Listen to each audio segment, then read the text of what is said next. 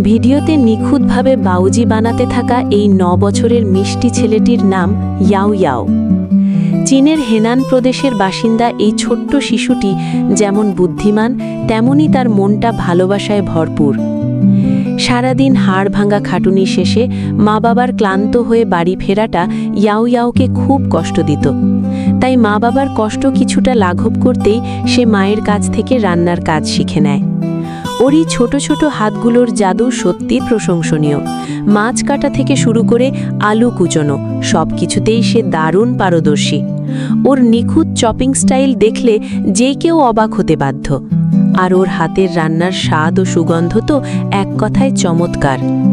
প্রতিদিন স্কুল থেকে ফিরে নিজের পড়াশোনা শেষ করেই সে লেগে পড়ে মা বাবার জন্য হরেক রকমের খাবার তৈরিতে।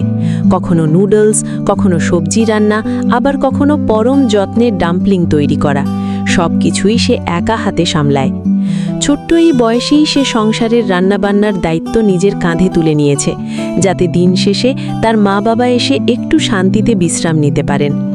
মা বাবার প্রতি এমন নিঃস্বার্থ ভালোবাসা আর দায়িত্ববোধের কারণে নেটিজেনরা তাকে সবচেয়ে সুন্দর ও বাধ্য সন্তান বলে আখ্যা দিয়েছেন। এমন লক্ষ্মী আর গুণী সন্তান সত্যি ভাগ্যের ব্যাপার। আপনার কি এমন সন্তান দেখে হিংসে হচ্ছে না?